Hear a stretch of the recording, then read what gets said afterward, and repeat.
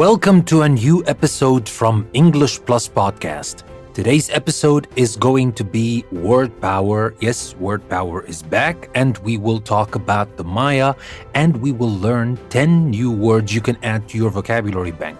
But before I start with this episode, let me tell you that I've changed a couple of things in the podcast this week. We're still going to have our daily episodes and the main episode every day from grammar, business, English, etc. But we're going to have daily episodes that are smaller as well. And these episodes are going to be the tip of the day, the word of the day, and the listening of the day. So I hope you find that useful. These are going to be shorter episodes. I'm trying these things out for a couple of weeks.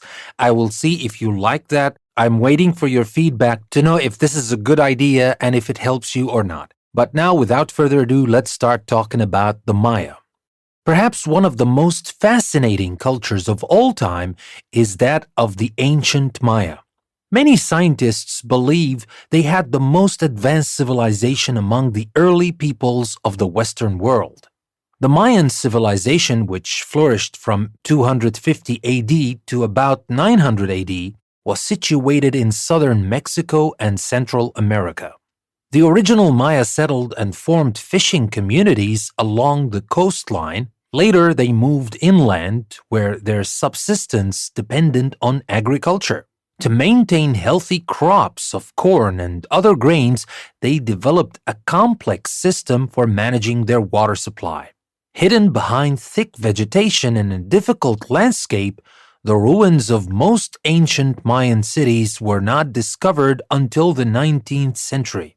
Around that time, scientists began to decipher some of the picture-like hieroglyphic markings on Mayan calendars. When researchers compared the Mayan calendar with a Christian calendar, they were stunned by its accuracy.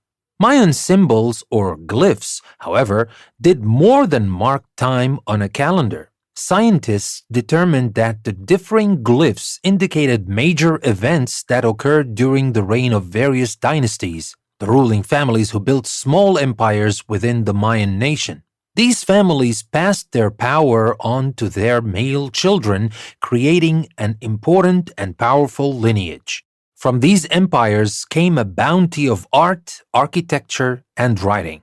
Mayan artists produced stone sculptures, carvings, paintings, and exotic jewelry.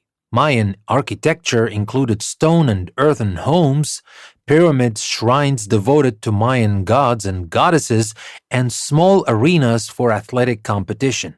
Writings by Mayan scribes and priests recount the lives and deeds of nobles, astronomical details of the times, an elaborate mythology, and descriptions of religious rituals and other ceremonies.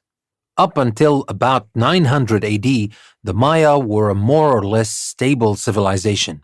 Then they mysteriously abandoned the great centers of culture and began to migrate to other areas. Over the next several centuries, the Maya fell victim to crop failures and the resulting famines, and to invasion, periodic wars, and European diseases. The surviving cities had a precarious existence, yet some endured Spanish conquests and internal conflict until 1697, when the last Mayan kingdom was taken by Spain.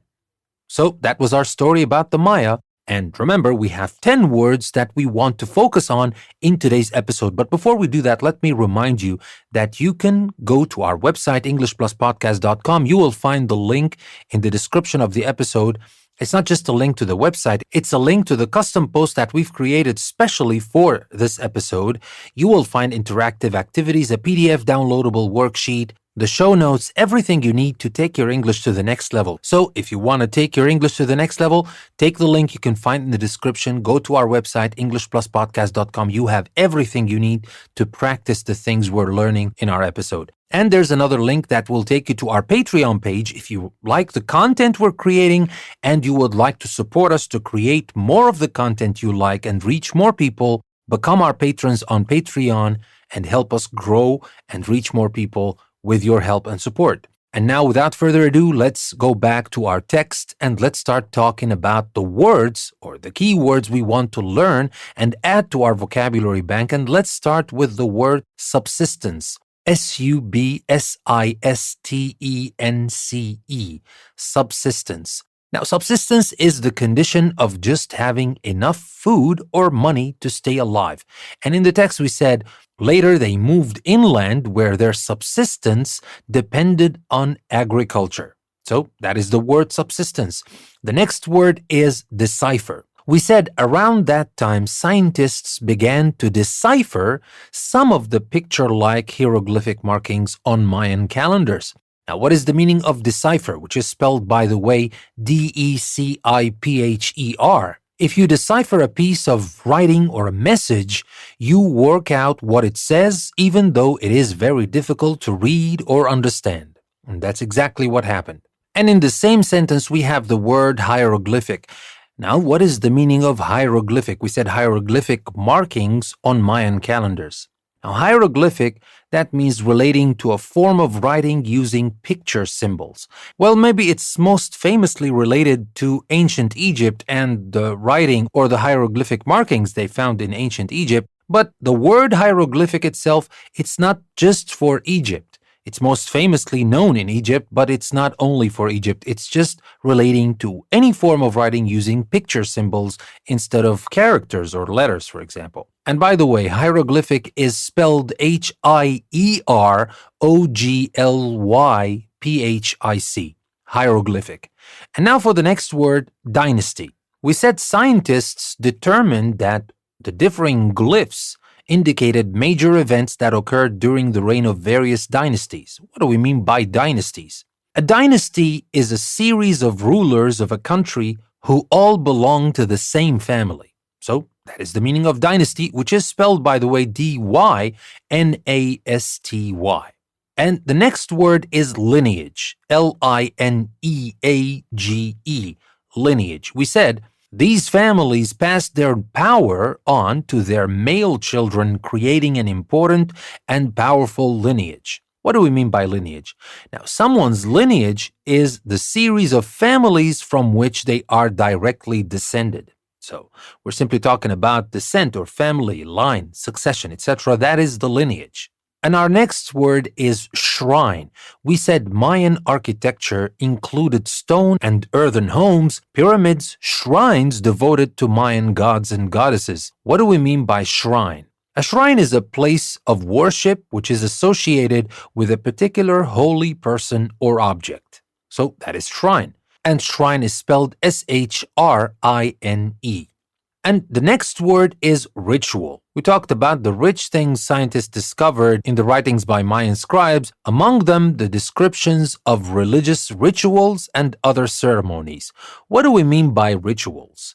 When we talk about a ritual, we're talking about a religious service or other ceremony which involves a series of actions performed in a fixed order. We still have that today, and it doesn't have to be religious. Sometimes it can be something else, but here, of course, we're talking about religious rituals. And the word is spelled R-I-T-U-A-L, ritual. The next word is migrate. We said, then they mysteriously abandoned the great centers of culture and began to migrate to other areas. M-I-G-R-A-T-E, migrate. What does that mean?